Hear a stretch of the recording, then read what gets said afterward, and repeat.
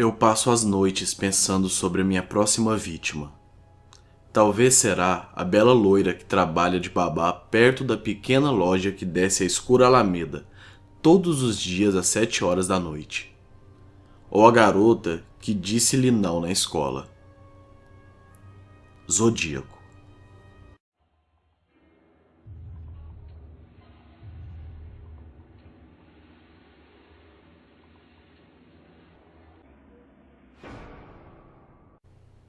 Zodíaco.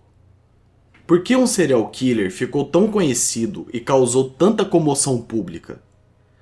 Por que existem pessoas que o admiram profundamente e outras que o veem como um monstro? Sejam bem-vindos ao Mentes Doentias, Zodíaco. Para falar sobre Zodíaco, devemos primeiramente deixar de lado a ficção e especulações que rondam este misterioso assassino e nos manter ao lado científico e histórico do caso.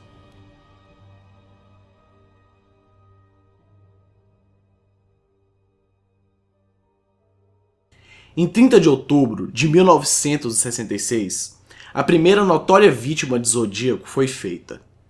Cheri Jo Bates, 18 anos, decidiu ir até a biblioteca de Raven City, Califórnia, estudar um pouco. Depois, às 4h30, deixou um bilhete para o pai, pregado na geladeira dizendo onde estaria. Às 5 horas, Joseph Bates, pai de Cheri, chegou em casa e não viu o carro da filha, que era um Fusca. Entrou na residência, encontrou o bilhete e não se preocupou mais. Cheri Jo permaneceu na biblioteca por horas, enquanto estudava. Alguém abriu o capô de seu carro e retirou a bobina do distribuidor e condensador. O distribuidor foi desconectado às 9 horas da noite, então a garota decidiu que já era hora de voltar para casa. Quando tentou ligar o seu carro, nada ocorreu. Tentou mais uma vez e nada. Já era noite e, sem ter a quem recorrer, não sabia o que fazer.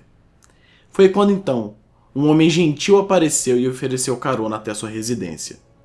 Ela, como era inocente, aceitou. Caminhava em direção ao automóvel, quando de repente ele a agarrou, tapou a sua boca e colocou uma faca em sua garganta. Desesperada, a menina tentava gritar e fugir, atacando seu agressor como podia. Nos depoimentos posteriores, a polícia saberia que 2 gritos horrendos foram ouvidos. O primeiro às 10h15 da noite, o segundo às 10h45. Não se sabe o que aconteceu nesse intervalo de tempo, mas foi o resultado quando o criminoso cortou a jugular de Cheri e deu outras 3 facadas em sua garganta, aniquilando suas cordas vocais. A menina foi praticamente decapitada, depois esfaqueada 42 vezes. Mesmo assim, o assassino ainda não estava satisfeito. Deitou-a no chão e deixou sua lâmina enterrada no ombro da vítima. Neste ataque, ele perdeu seu relógio. Conforme vocês podem ver, ela tentou reagir e arranhou o homem. Ou seja, se fosse hoje, com a tecnologia de perícia que nós temos, Zodíaco teria sido capturado neste caso, pois haveria provas do DNA. Claro que isso são probabilidades, mas probabilidades que devem ser pensadas em um crime. 1 mês se passou, desde que Cheri foi brutalmente assassinada. Foi quando a polícia recebeu uma carta, que falava a seguinte coisa: um assassino contando sobre o seu desejo incontrolável que tinha de matar. Eu passo a noite em claro, pensando em quem matarei na próxima vez. Ele também citava possíveis vítimas em potencial. Quem sabe seja aquela bela loira que todos os dias às 7 horas da noite passa por uma rua escura. Ele era tão arrogante, tão prepotente, que provocava a sociedade. Não compliquem as coisas. Deixem suas filhas e mulheres dentro de casa à noite. Depois disso, outras cartas foram mandadas. Até mesmo para o pai de Cheri. Contudo, a polícia jamais teve certeza que o assassino do Zodíaco foi realmente quem cometeu o assassinato. Por isso, não se sabem 100% se Cherry foi morta pelo Zodíaco ou por outra pessoa. Então nós não podemos dizer oficialmente que Cherry foi exatamente a primeira vítima, mas pode ser contada sim como uma vítima de um serial killer que talvez seja o Zodíaco.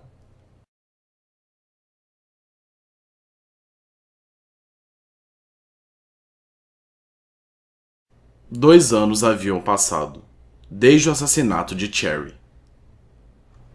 Dezembro de 1968. David Arthur Faraday e Betty Lou Jessica. Eles eram adolescentes, tinham uma certa paquera e decidiram então firmar o seu primeiro encontro. Como naquela época era de costume, ele a levou para comer e ver um filme. Então, os dois foram até um lugar mais calmo. Estacionaram, querendo ali se conhecerem melhor, namorarem um pouco. Os dois reclinaram os bancos, e quando menos esperavam, um homem bateu na janela e gritou para que saíssem de dentro do veículo. David simplesmente negou, falou que não iria sair em hipótese alguma. Neste momento, o assassino puxou uma arma. E antes que houvesse algum tipo de reação, o assassino acertou a cabeça do garoto, entrando a bala em sua orelha. Apavorada, Beth tentou fugir, mas levou 5 tiros nas costas e morreu a menos de 10 metros do carro. Essa é uma análise superficial do crime. Agora nós vamos aos detalhes. Perto das 11 horas da noite, quando o casal já se preparava para ir embora, outro carro apareceu no local e estacionou perto deles. Um homem desceu e chegou a ser visto por outro motorista que ali passava. Parou ao lado da janela de Betty Lou e ordenou que o casal saísse do veículo. Mas como estavam com as portas travadas, se negaram achando que estavam seguros. Diante da recusa, o desconhecido sacou uma arma da jaqueta, foi até a janela de trás e atirou no vidro. Rodeou o carro até a outra janela traseira e também a estourou. Beth, apavorada, abriu a porta e começou a descer. David não teve tempo para isso. Antes que pudesse sair, o estranho encostou a arma em seu ouvido esquerdo e atirou. A bala atravessou a cabeça de David horizontalmente, arrancando parte dela. Gritando e totalmente fora de controle, Beth saiu correndo. O homem seguiu seu encalço, atirando 5 vezes em suas costas. Ela tombou exatamente a 9 metros do carro em que estava. David continuava vivo e sangrando em profusão. O assassino virou-lhe as costas, entrou no carro e foi embora. Minutos depois, Stella Borges, uma senhora que passava por ali perto de carro, chamou a rádio patrulha. Betty Lou já estava morta, mas David chegou ainda com vida à unidade de terapia intensiva do Hospital Geral de Valejo, apesar de não ter resistido aos ferimentos e falecido.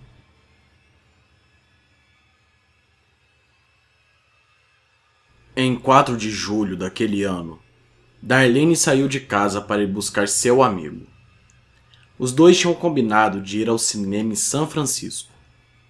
Perceberam que estavam sendo seguidos, e assustada, a moça começou a dirigir cada vez mais rápido, tentando pegar estradas não muito convencionais para despistar seu perseguidor. Darlene parecia conhecer quem a perseguia. Sem aviso, o carro atrás do casal diminuiu a velocidade e sumiu. Porém, o alívio durou pouco. 5 minutos depois, deslizaram e ficaram na horizontal, totalmente impossibilitados de fugir. As luzes do outro carro cegavam os dois. Mas mesmo assim, Magal pôde ver o homem carregando uma lanterna vindo em sua direção. A janela do seu lado estava aberta, e ele ouviu tiros serem disparados. Sentiu um calor estranho tomar conta de todo o seu corpo, e se deu conta que a vítima era ele. Perplexo, ainda ouviu disparos, e viu Darlene tombar sobre o volante. Ela havia sido alvejada 5 vezes. além de ter sido atingida por alguns projéteis que saíram do corpo de Miguel. Enquanto o homem voltava para o carro, Miguel pôde ver o seu rosto. Mas ao ouvir seus gritos de dor, o homem voltou e atirou mais 2 vezes no homem. Dessa vez, apesar da dor insuportável, ele fingiu de morto. Percebeu que não conseguia gritar mais, pois uma das balas atingira sua mandíbula e perfurava sua língua. Darlene ainda gemia no banco da frente quando ele, com muita dificuldade, conseguiu descer do veículo para tentar encontrar socorro. Para sua sorte, 3 adolescentes que procuravam um amigo notaram o automóvel estacionado, no meio da estrada, e viram a vítima caída no chão. O policial Richard Hoffman e o sargento Conway já estavam no local quando a ambulância chegou. Darlene foi pronunciada morta à 00:38. À 00:40, o departamento de polícia de Valejo recebeu uma ligação telefônica. Uma voz calma, do outro lado da linha, reportou o duplo homicídio. Deu a localização dos corpos e a descrição do carro de Darlene. Disse que ainda ambas as vítimas tinham sido alvejadas com uma Luger 9mm, identificando a arma com precisão, e ele alegou ser a mesma arma que havia matado Faraday e Jensen no ano anterior. E com um tom mais profundo, ele disse adeus e desligou. Para o desespero da polícia, descobriu um tempo depois que a ligação foi feita por um telefone público que se localizava ao lado de fora do escritório do xerife. Pela primeira vez, Zodíaco tinha assumido seus crimes e começou a confrontar a polícia. Mas ele esqueceu que Michael foi operado e sobreviveu. Depois de curado, deu tantas versões do ocorrido para a polícia e escondeu-se com tanta rapidez porque era a única pessoa que tinha visto o rosto do Zodíaco. E ele estava apavorado demais com a possibilidade do assassino voltar e tirar a sua vida. Descreveu o carro do seu agressor como sendo marrom, provavelmente um Corvair. Um mês após o assassinato, uma carta chegou aos 3 principais jornais da região. Nelas, alguém assumiu os crimes, citando detalhes que apenas o assassino saberia. E ainda disse: se você não publicar as minhas cartas, eu irei matar cada vez mais, deixando tanto a polícia quanto a mídia de uma forma complicada. A polícia não queria ceder ao criminoso, porém a mídia precisava daquilo para vender mais e, claro, para tentar salvar algumas vidas. A parte mais intrigante de todas do Zodíaco é um código, que ele afirmava ser a resposta para a polícia descobrir quem ele era. Mas as autoridades não conseguiram decifrar o código, que usava letras gregas, símbolos de astrologia, código Morse e outras coisas.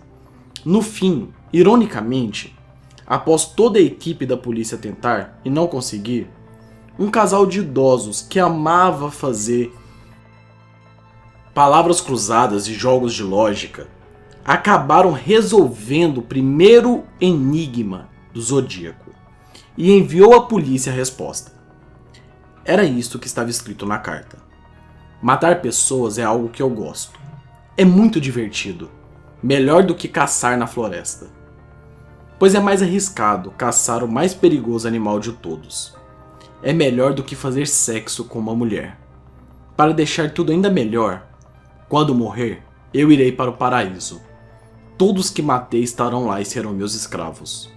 Não direi quem sou ainda, pois vocês irão tentar parar a minha colheita de escravos.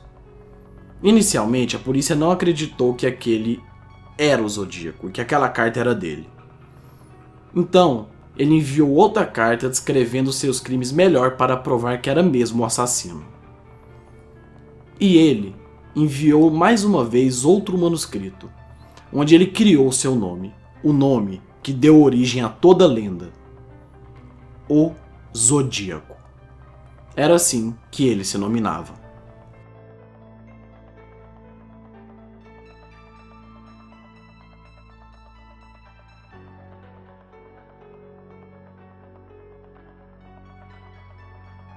Brian Calvin Hartler and Cecilia Ann Shepard. Idade 20 anos. Brian teve 6 facadas e conseguiu sobreviver. Cecilia, com 22 anos, sofreu 10 facadas e morreu. O casal estava deitado numa das praias, de uma península do lago Berenstain, quando Cecilia viu um homem observando e falou a Brian. Primeiramente, ele não conseguiu ver o desconhecido, que estava mais próximo do que ele pensava. O homem então se aproximou do casal numa fantasia estranha, com o símbolo do zodíaco, e de acordo com o testemunho de Brian, com uma pistola na mão, exigiu dinheiro e a chave do carro, dizendo que só queria aquilo e ninguém iria se machucar. Brian ofereceu sua carteira e chaves, mas o homem não pegou. Amarrou as mãos das vítimas, que ficaram deitadas de barriga para baixo. Brian manteve uma conversação com o criminoso durante vários minutos, oferecendo ajuda jurídica e tentando amenizar a situação. Ele chegou a perguntar se a pistola estava realmente carregada.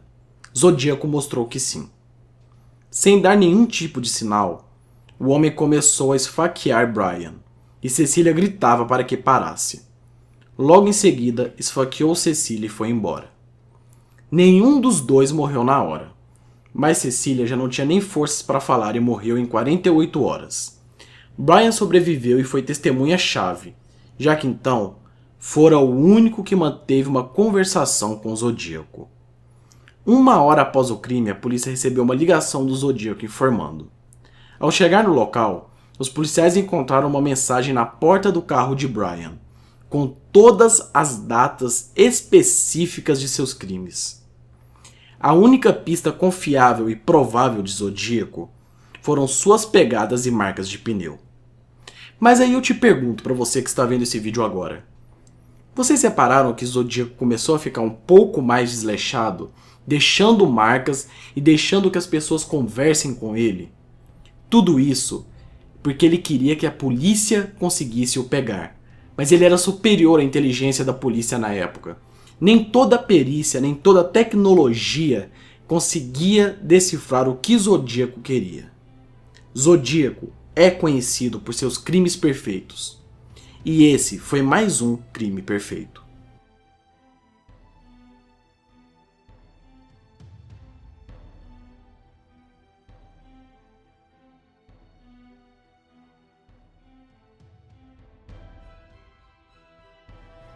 Paul Le Steen, um homem trabalhador que não tinha nada a ver com isso. O táxi de Steen foi encontrado um quarteirão antes do destino, a qual se dirigia. Paul levou um tiro na cabeça e sua carteira e chaves foram levadas, bem como um grande pedaço de sua camisa. Impressões digitais no sangue foram encontradas, e era possível que pertenciam ao assassino Zodíaco. Um par de luvas também fora encontrado. 3 pessoas testemunharam o crime. Informaram à polícia que ele era branco, cabelos castanhos e usava óculos e roupas escuras. Após o crime, saiu caminhando tranquilamente pela rua, zombando. Um homem com essa exata descrição cruzou o caminho de 2 policiais que faziam buscas pela região. Porém, eles haviam sido totalmente enganados. E por isso, Zodíaco passou frente a frente com a polícia. Mas isso não é o mais irônico, porque Zodíaco enviou uma carta assumindo o crime, e para provar, enviou o pedaço da camisa ensanguentada. E posteriormente ainda ironizou: eu conversei com os 2 policiais falando onde estava o corpo. Eles me agradeceram e foram correndo. Zodíaco era tão genial que ele conseguiu enganar a própria polícia falando: ali estão os corpos, vá até lá. E os policiais desesperados foram, sem pensar como que ele saberia que os corpos estavam ali. Zodíaco enganou a polícia mais uma vez. E ainda deixou a sua digital. Ele queria ser pego para ter toda a sua obra divulgada. Porém ele não foi pego. Ele conseguiu enganar mais uma vez. A mágica se é que nós podemos chamar assim, mas a inteligência de Zodíaco é enganar a polícia e não ser pego. Por isso que Zodíaco é conhecido. Existem 5 assassinatos nomeados a Zodíaco, apenas 4 foram confirmados. O primeiro assassinato em questão que eu falei no vídeo não foi relacionado diretamente ao Zodíaco, apesar que as pessoas acreditem nisso. Eu coloquei ele apenas como uma informação extra para o vídeo. Eu irei deixar agora, passando nos vídeos, alguns manuscritos do Zodíaco que não foram decifrados por ninguém. Será que você consegue decifrar esses enigmas?